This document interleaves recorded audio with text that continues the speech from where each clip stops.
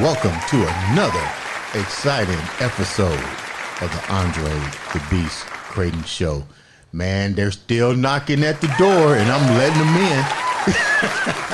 We have in-house today the one, the only, not one, not two, not three. I'm not even done yet. Not 4, 5, 6, 7, 8, 9, 10, not even 11, but we got 12 in the house. Welcome to the show, big dog. Hey, what's happening with you, man? Good to be here. So, 12. Tell me how we got to number 12. Man, okay, so it's kind of a long story. A while back, We got time. Yeah, I'm with that.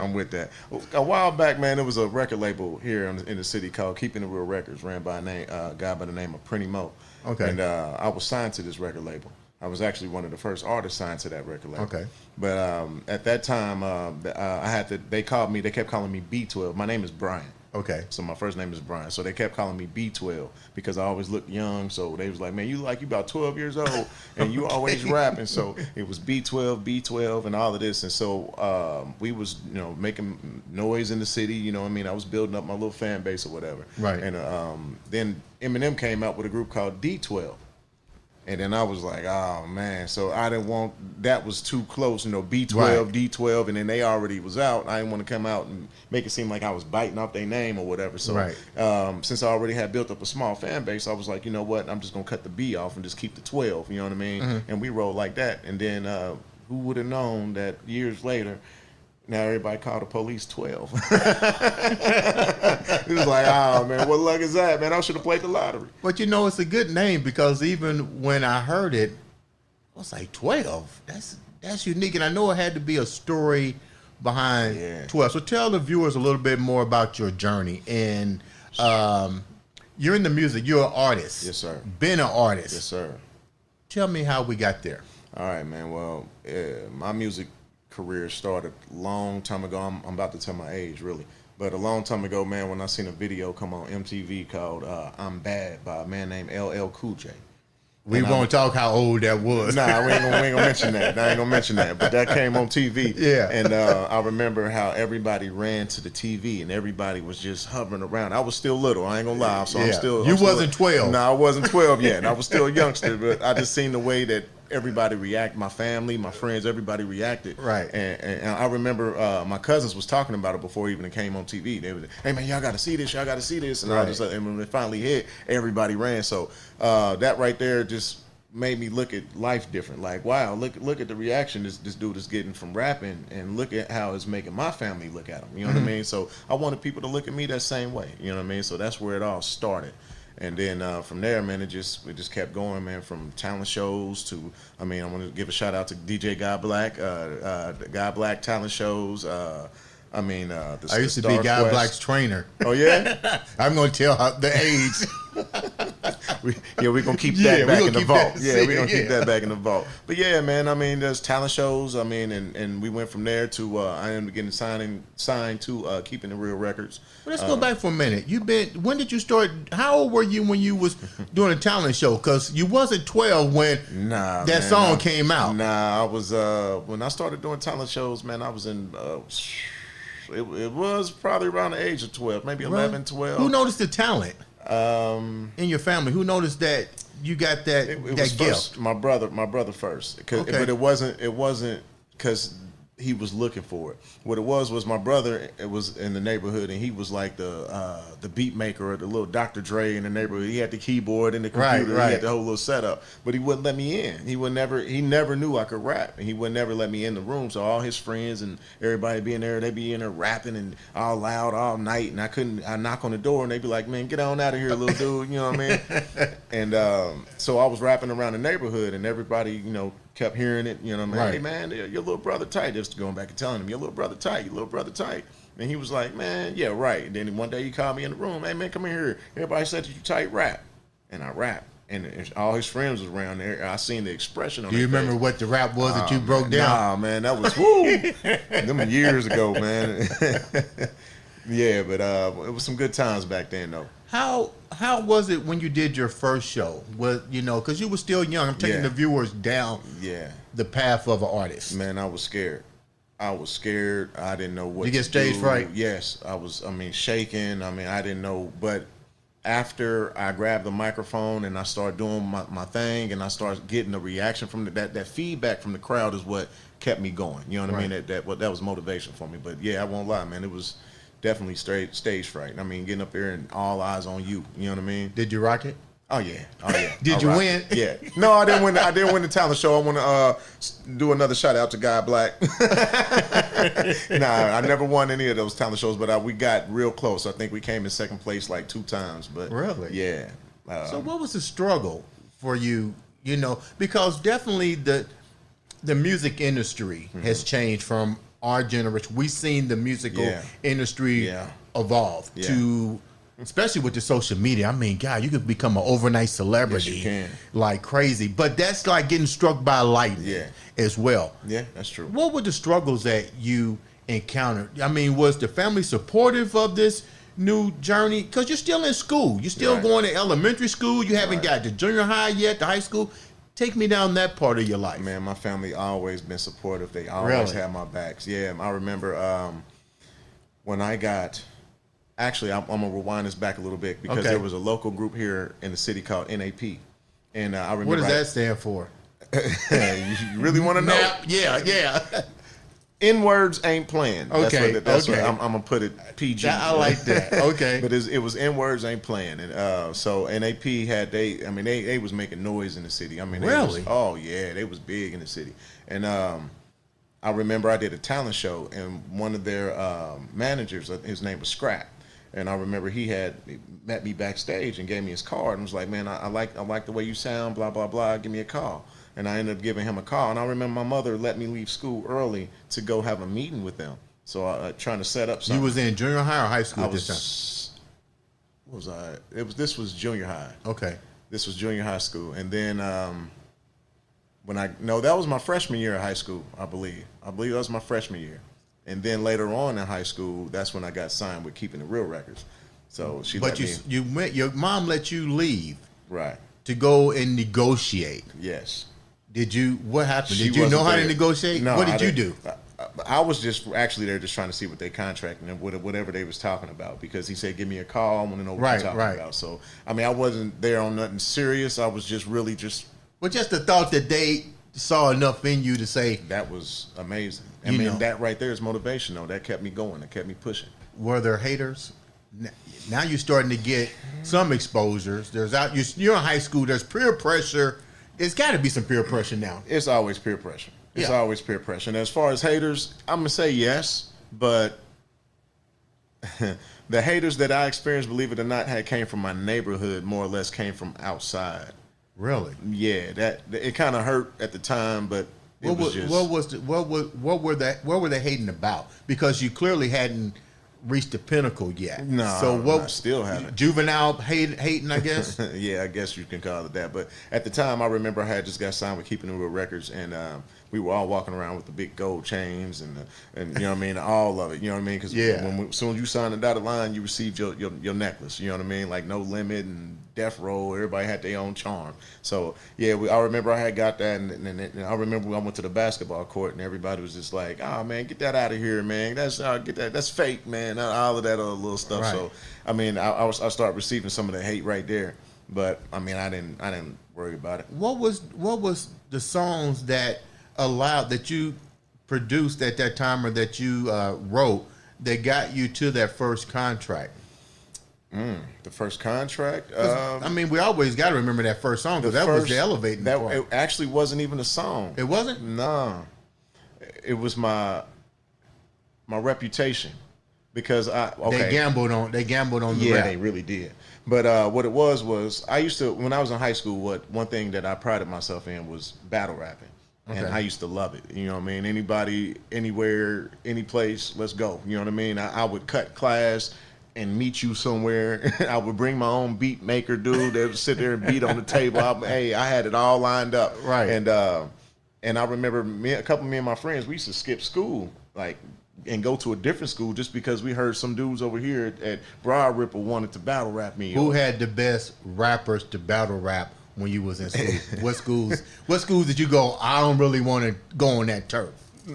At that time, I would say it was more or less Arlington Because you went to what school? Tech. So Tech in Arlington. So Yeah. So they had the They was the rival. really. They was the rival. They was the one that if I felt any threat, it was coming from there. Either there or LC, but more or less, I'm gonna say Arlington. Okay.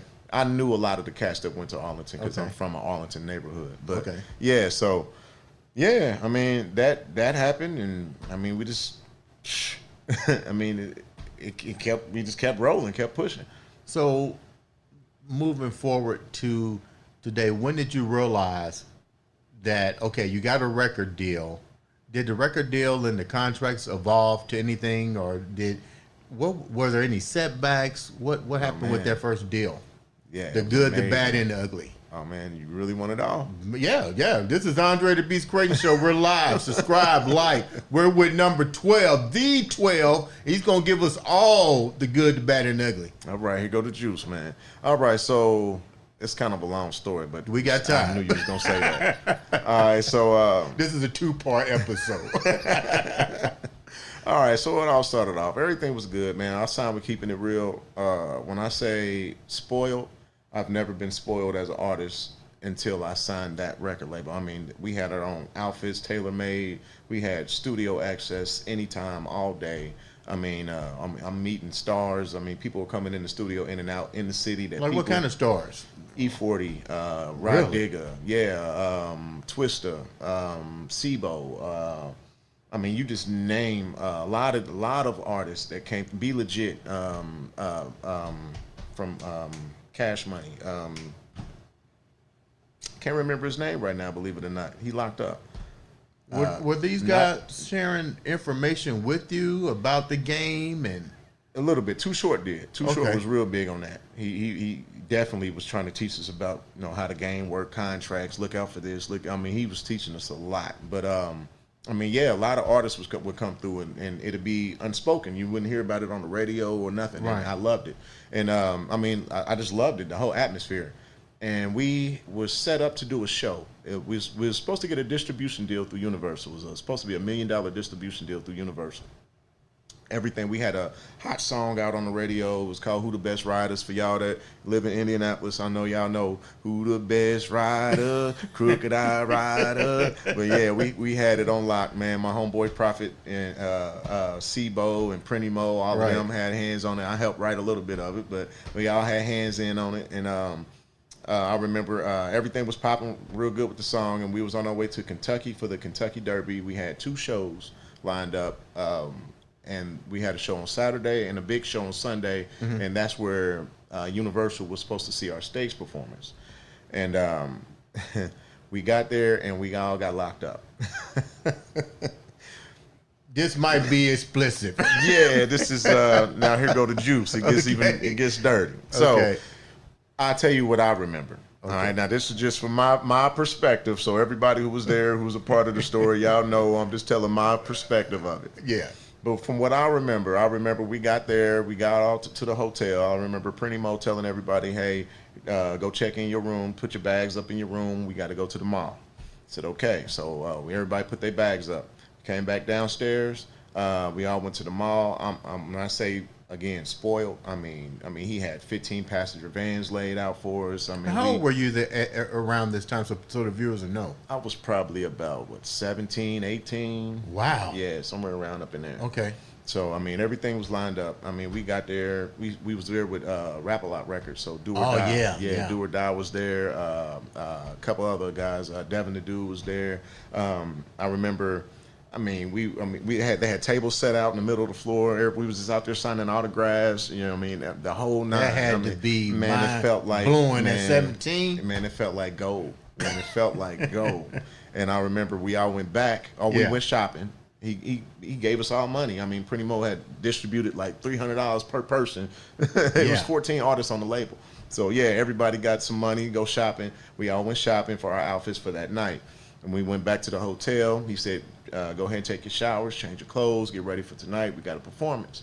We're like, okay, let's go. We all do that. I remember when I came back downstairs from the hotel, I walked outside, and one of the vans was running with the keys in it, with the doors locked. and Prinny Mo and a couple other guys was trying to pry the window open to, try to unlock the door, but in the process they busted out the whole window.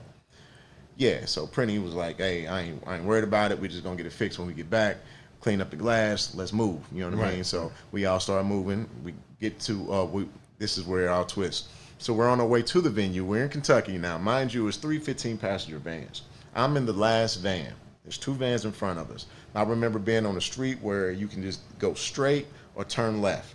That was the only option because it was buildings going all the way down. So either straight or turn left. And I remember there's a park on the left-hand side. It was dark outside. The traffic was thick. I mean, it's if you know like Circuit City Classic, Expo, you know what I mean? And Derby. Derby. Yeah. It's every 5 minutes you move 10 feet. You know what I mean? So it was like that. And I remember the 2 vans did some manipulation through traffic or whatever, and they started leaving us, and we didn't know where the venue was.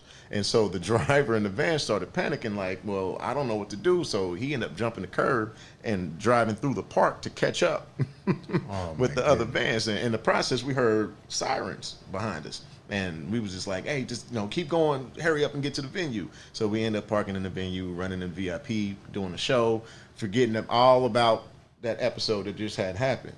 And then I remember we was leaving the venue, and on our way out, we started hearing sirens again. And we was all looking around. I remember seeing, I thought it was an ambulance. And I was like, man, it's an ambulance with blue lights. I ain't never seen that before. And everybody was laughing. They was like, man, there ain't no ambulance. That's the paddy wagon. Well, lo and behold, we ended up getting on a high-speed chase a little bit. So, yeah, I told you, it'd get a little juicy. So we got on a little high-speed chase from the police a little bit. We pulled to some alley. The driver, not saying no names, threw it in park, jumped all the way in the back. Police surrounded us, guns drawn, snatching everybody out. We all on the ground, twisty ties, the whole 9. We all go to jail. Since it's the weekend, you got to stay. We got to stay. So guess what we missed? You missed your performance. We missed our performances. Where was your manager? What? Keep going. It's just your story. Yeah, so we missed it all. We wasn't let out until Monday morning. And we all got back to Indianapolis. We lost the deal. The $1 million distribution deal with Universal, that fell through. Everything just. My question is, what was the charge? It was disorderly conduct.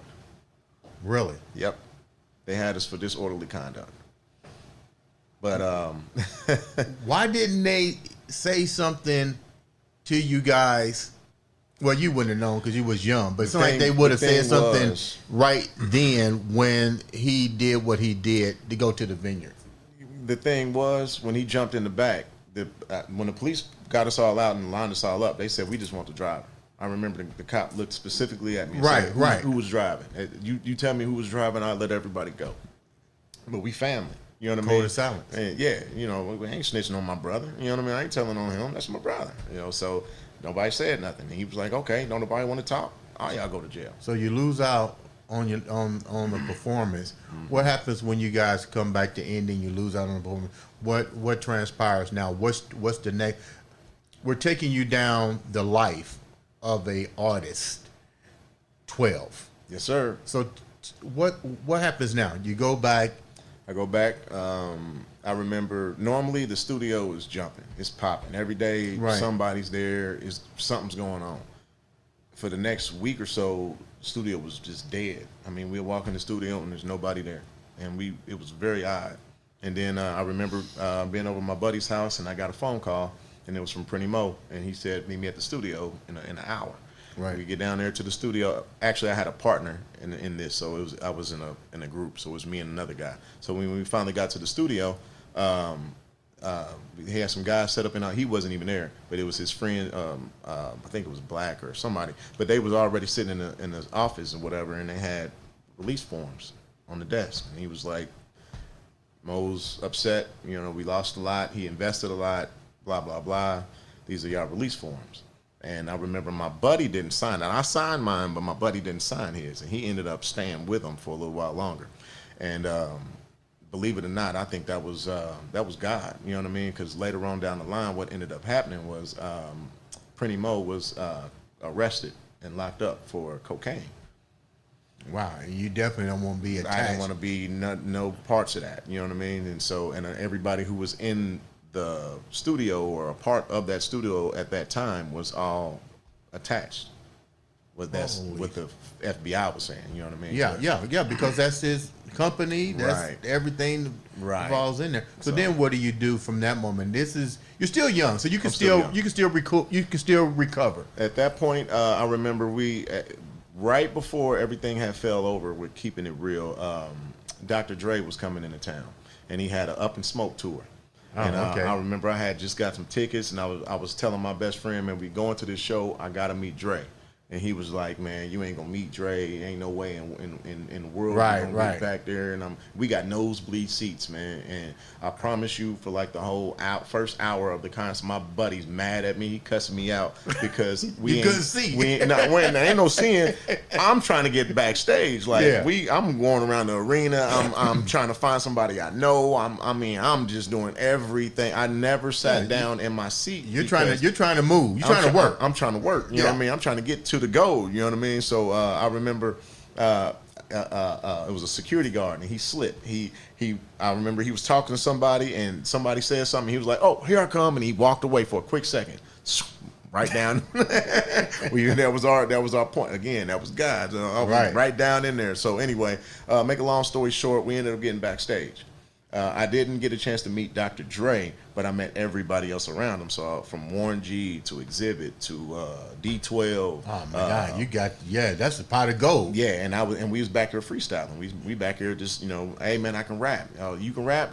You know what I mean? And I'm rapping to the beat in the concert. You know what I mean? And I remember I was with Warren G, and Warren G was like, man, you nice. He was like, you got a demo tape or something somewhere I can get in touch with you? Right. And I was like, yeah, I got my. And I reached in my pocket, and I was like, it's in my car. And he was like, oh, don't worry about it. Don't trip. He was like, after the show, we're going to be at the Omni Hotel downtown. Meet me at the hotel. Give it to me there. And I was like, bet. Right then and there, we left the concert. I don't care about this concert. Warren G already gave you I got the green pass. light. Right. So I'll go back to the car. Me and my buddy, he mad. I done paid this money for my ticket. But, hey, man, we got a ticket. You worried about a ticket when you don't been backstage with the leprechaun in the gold box. Yeah. So I remember we got to the Omni Hotel. I waited in the lobby until the rest of the concert was over. I watched the buses pull into the parking lot. I watched the crowds come. Everything. The lobby got packed. I remember I'm looking for Warren. I was like, I got to get Warren my demo. I walked outside. I seen Warren getting off the bus, and he was going towards the bottom of the bus getting his luggage off. And I didn't want to, seem like a crazy fan or nothing like that. I was like, I'm just going to let him do his thing. Yeah, I don't want to seem too hungry. You know what I mean? Too thirsty or nothing. So I'm just going to let him do his thing. And when he walked through the lobby, I'm going to catch him in there, and I'm going to give him my demo. That's the plan in my head. Well, I'm sitting in the lobby, and I don't see no Warren. The crowd just keeps getting thinner. I see Snoop. I walk over to Snoop Dogg. I'm like, hey, Snoop, man, I heard you starting. At the time, he was starting a label called Doggy Style Records or something. Excuse me, or something. And so I'm like, hey, Snoop, man, I heard you starting a label, whatever. Hey, you might be looking for artists. I'm an artist. Hey, here's my demo tape, blah, blah, blah. I remember he was high, and he kind of like leaned back and looked at me, and he just like laughed. You know what I mean? He laughed at me right in my face, just like, like, who are you, little dude? You know what I mean? And right when he did that, the security guard was looking at his reaction. And right when he did that, the security guard moved. You know what I mean? It just pushed me, like, get out the way. And I'm just like, damn, Snoop. I mean, for real, like, I'm still a kid, basically. You know what I mean? But I understand now, you know what I mean? At the time, I didn't. I was kind of upset. But I'm like, Snoop is a household name. You know what I mean? He gets approached constantly. So yeah. I get it. You know what I mean? So, I just shrugged that off, whatever. But then I ended up, as the crowd was getting thinner, I ran into Proof from D12. Okay. And then I'm happy again. I changed my name from B12 to 12. Yeah, just to 12. And so when I met Proof, Proof remembered me from backstage. He was like, hey, man, you was the one backstage freestyling and stuff with Exhibit and all. And I was like, yeah. And he was like, yeah, man, you cold. And I was like, man, I'm trying to get on. And he was like, oh, well, because I was like, I'm looking for Warren. I don't know where he at. And he was like, don't trip. I got somebody. He called over a dude named Pablo. Hey, Pablo, come here. So Pablo comes over. He was the A&R for Shady Aftermath Records. And he was like, hey, Pablo, I want you to meet this dude, man. Blah, blah, blah. Give him your information. He was like, Pablo, this the dude, man. put him on. You know what I mean? I remember I'm like, oh, this is it. This is my moment. You know what I mean? Right. And where was your boy at? He was behind me. He was behind me though. He's smiling. Did the song go down? Yeah. He watched the whole play. Okay. But now he's excited because you know what I mean. We actually meeting him and talking to everybody again. So so that had happened. A week, he told me he was gonna get in touch with me after the tour was over. He was like, you know, we're on tour, it's busy right now, whatever. After the tour was over with, I'll give you a call, and he did. Wow. Yeah, he gave me a call, and so he was like, hey man, we got your demo tape. I only had like 2 songs or something on it. He was like, I let my higher ups hear it. They like it. They want to hear more from you. You know what I mean? He was like, can you send me some more? Well, at this time, I was still under contract with Keeping It Real, and I wasn't supposed to be. And people don't know that's a conflict of interest. Yeah, exactly. Okay. But this is right before Keeping It Real had fell through, though. Okay, okay. But so that had happened, and I was struggling to get back in. I couldn't sneak in. Keeping the Real studio was the only studio I had real access to. You know what I mean? Right. So I couldn't go in there and record something for somebody else. So I struggled trying to find a studio, and when I finally found one, I finally recorded some stuff. Finally sent it back to Pablo. I didn't get a response, and then so I'm calling his office, and then finally somebody else picked up. He's like, hello? And I'm like, hey, I'm looking for Pablo. I sent him some of my music. We're supposed to be talking about blah, blah, blah, XYZ. And he's like, man, I'm sorry to inform you, Pablo was fired. I was like, are you serious? He was like, yeah. He was like, what's your name? And I told him, hey, my name is 12. Maybe he had let you hear some of my stuff or talked about me or whatever. And he was like, no, I haven't heard anything. He said he took everything in his office. He cleaned his whole office out. He's gone. He was like, but my name's Mike. If you want to send me something, I'll, you know what I mean? So I'm now just you got to like, do the process all over again. Man. So, yeah, I was stuck in a rut for a while. You know what I mean? So that had happened. That all kind of like fell through, blew over. As things kept going, I mean, I signed to other little, almost signed. I'm not going to say really signed, but I almost signed to other little labels like Knock 'Em Out Records. Shout out to Knock 'Em Out. Shout out to Gold Rush Records. Big D. Those are a lot of record deals. Man, I've been in the game for a while, man. That's a lot of record deals. Yeah. So you learned something from that. I mean, so how did you, I guess because you're young. When you're young, you fall down, you get back up. That's it. You know, Scrape your knee. Let's move a little bit forward. Now you signing with, tell me your connection to the legend. To Uncle Jam. Uncle Jam. The legend. All right. Everybody that seems to walk in my studio lately is affiliated with Uncle Jam. That man got his hands in everything. I'm telling you. He's the real amazing. black godfather of music. He's the dude. That's Okay. the reason why they call him Unc. Okay. For real, straight up. But how I met Uncle Jams. Okay, so I'm working a job, and I meet this guy. His name is Lamont. He's real cool. I mean, we hit it off. We kicking it every day. And he keeps telling me about his cousin. Man, I got a cousin. He used to work with Babyface. He knows everybody. He's in the game. You got to meet him. And I'm like, yeah, whatever. I done heard this thousands of times from thousands of people. All right, whatever. Yeah. Now, how old are you now before you even meet Uncle Jams? Okay, before I met Uncle Jams, how old was I? About 24. Okay, so you wasn't that really far connected from the bad business deal with the right, with all of that other yeah, stuff. so you're still hungry. Yeah, I'm still okay, I'm so still people out need here. to know you're still hungry. Yeah, I'm still okay. out here. Yeah, I'm about 24, 25. Okay. And yep, so that goes through I meet Lamont. He's telling me I need to meet his cousin. Need to meet my cousin. Okay, I need to meet your cousin. And he's like again, I heard this 1,000 times. So one day I'm at home, I'm just chilling, watching a movie or something, and he knocks on my door. Now, I normally don't like when people come over unannounced, so I really didn't want to answer the door in the first place. It kind of pissed me off. But I looked at the peephole, I seen Lamont, and I'm like, man. So I opened the door, so I'm already in a bad mood a little bit. So he's like, man, come on, man, you got to come with me. He's like, I'm having a family reunion. My cousin's in town. You got to meet him. And I'm like, man, I ain't going nowhere. Right. You know what I mean? I'm like, man, I'm chilling. I'm at home. I got my shoes off. Right. I got my drink. Done for the day. Man. Yeah, I'm cool. And he was like, nah, man, my cousin's only gonna be here for a little while, man. He ain't gonna be here long. You got to meet him. Now's your chance. If you don't come now, you probably ain't gonna meet him. And I'm like, I'm cool. I tell him hi. You know what I mean? And he stayed on my head, man. Come on, man. You playing, man. Come on, man. Let's go. You love music, right? Come on. And so I was like, all right. So I put on some clothes, ran on out the door with him. We go to the little club where they're having their family reunion at. Right. And Uncle Jams is walking around. I still don't really know who he is, but he pointed him out. Hey, that's him right there. You need to go meet him. So he introduces us. Hey, this is 12 Uncle Jams. Blah, blah, blah. I'm going to tell you, Uncle Jams, he shooed me for the first time. The first time I met him, he kind of like shooed me. He said, I'm at my family reunion. I'm busy. I'll talk to you later. And walked away.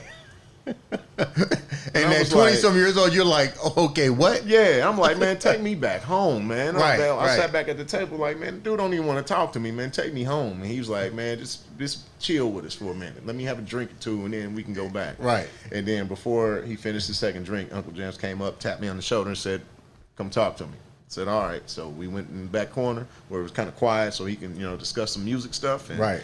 It just started right then and there. That was the spark of it. Now I'm gonna tell you, the first time I talked to him, he didn't really like rappers.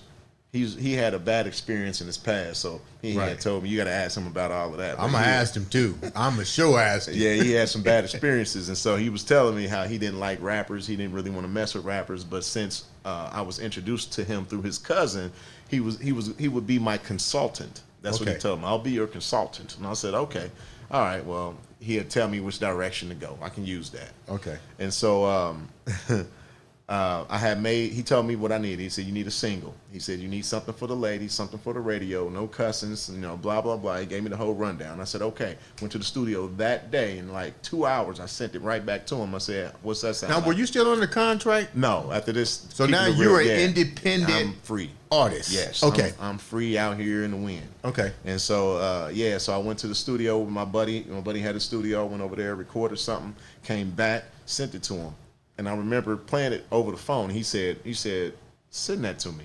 And then so I had to send it a CD. We used to have CDs at the time. I sent him a CD. Yeah. And then that day he called me. He said, I'm no longer your consultant. I was like, what'd I do? He was like, oh, I'm your manager. Oh, shit. Oh, well, here we go. Now we in the big leagues, huh? yeah. You did something right now. I did something right. So he heard something in there. And so I guess. You remember what it was you sent him? Yeah, it was my first single. It was called Like Magic.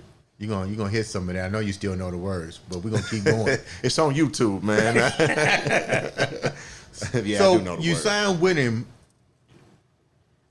and did he have artists already up under him at the time? No, I was the first. Really? Yep. Again, he wasn't dealing with a lot of artists or nothing. He had some bad experiences, but after he signed me under his wing, and then he started bringing in other. I think after me, it was like, I think if I remember right, it was Zay Foggs, and then it just kept growing and growing, and it became what we have today. What did you learn from that experience that you're transitioning to now with being an artist? Man, I learned a lot. I learned a lot of the do's, a lot of the don'ts. Never to fully depend on one thing and think that this one thing is it. Because I remember when I was at Keeping It Real, I was in college at the time. I was at IUPUI, and I really didn't take that serious. Because in my mind, I'm thinking, this is just for plan B. I'm thinking school was my plan B. You know what I mean? Rap was my plan A. This is what's about to get the bag. You know what I mean? And then when that fell through, I was like, uh-oh, what now? You know what I mean? I played around with school when I shouldn't have been. You know what I mean? I should have took that way more serious. So, what's it like for you now? You still love music. I think a lot of people, they use the word age. Well, you're not at the appropriate age to be a rapper, but it's not really about an age. You love music. Yep. You love music, so it's really not even about making the money. You have a career, right? But you enjoy. Tell your story. What do you like about it that you're still going? It's the art form. I'm in love with the art. It's therapeutic. You know what I mean? To be able to boom. A lot of people don't realize that. It's not always about money. It's not.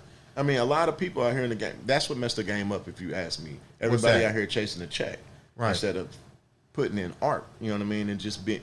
I was always told, you put in the art first, and then the check will chase you. Right. You know what I mean? Who'd you learn that from? Jams? Nah. I learned that from somebody in my journey. But trial and error. Yeah. But yeah, man, put your art first, and the check will chase you. You know what I mean? So for me, it's just about the art. Just again, it's therapeutic. So to be able to vent and tell my story. I remember back in the past, my buddy, we were talking, and he was like, man, for me to rap is like me reaching into my bowels, my gut, and just grabbing a handful of it and taking it out and just smearing it on a piece of paper. And that's what you hear coming out through that mic. So what are you now is a different part of your life. Are you now a protege to the young artists that are coming up? Are you more writing? What's the end game right now? End game now is just keep doing what I love, man. I don't really have an end game.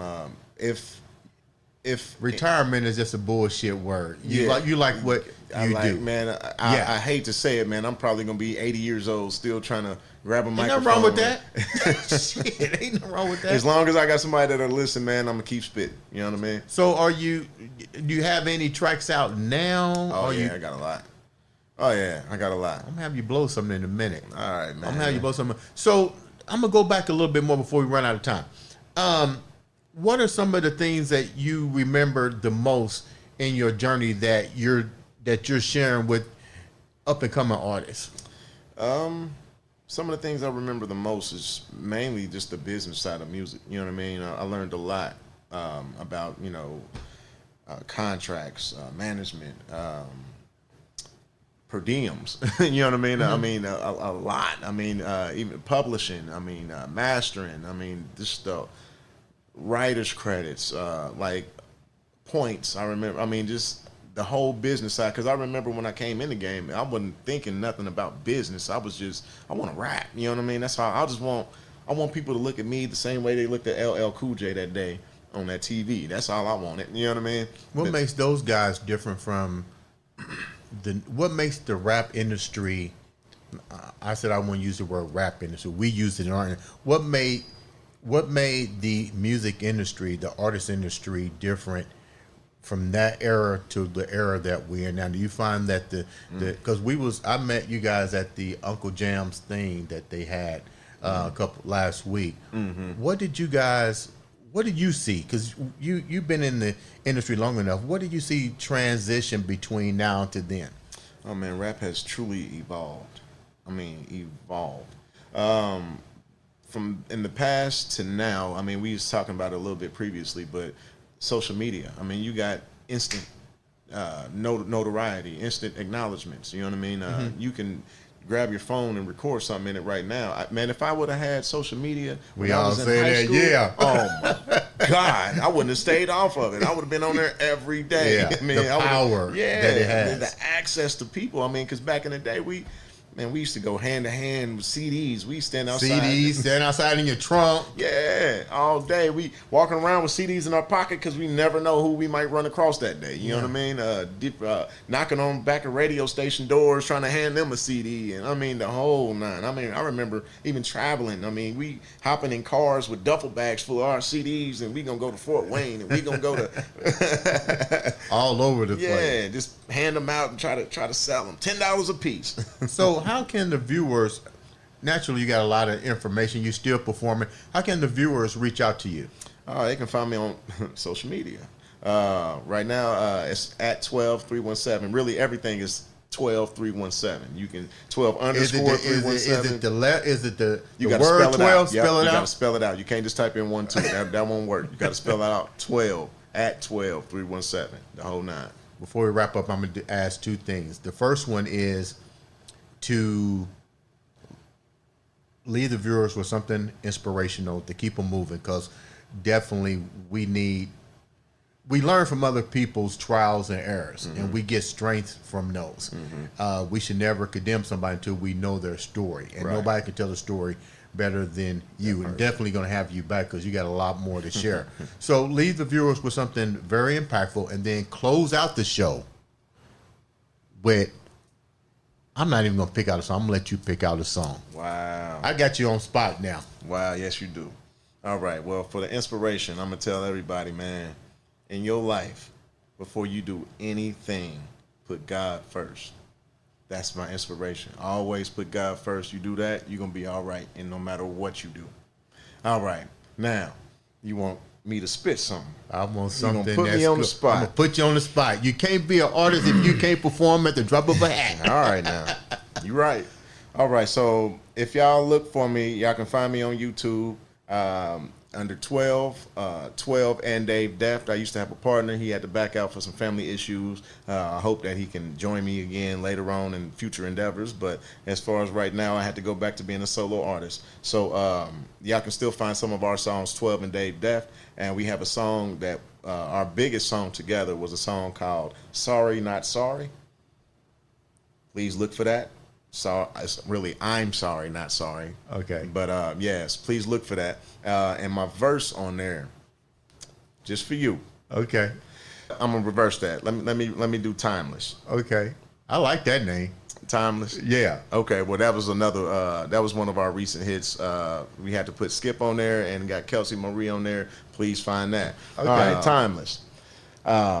Watching the sands of time slip through the gaps of my fingertips, and the fact I can't seem to get, can never get back a single grit. Blink to miss too many instances. Every minute is intricate, so the way I'm spinning it, searching for what there is infinite. I'm fully convinced too many attempts we go with against the grain, cause in a sense there's never cement, not really that much to gain. We get us a glimpse into this past tense and everything changed. They reminisce on different events and how it seems strange. It's a shame we complain, but still be wasting time. I won't be to blame for wasting yours, so don't be wasting mine. And I'm beginning to find we got but so long, and then it's so long. 1 second you here, and then the next you gone. So I'm on in this moment. It's all that I got till it halts to a stop. Trying to control the components and clocks. I'ma forever have a spot, whether they know it or not. Cannot be forgot. Just press rewind and time never stop. I'm timeless. Ladies and gentlemen, that's no other than the world famous 12 on the Andre The Beast Crayton. Peace, baby. Show.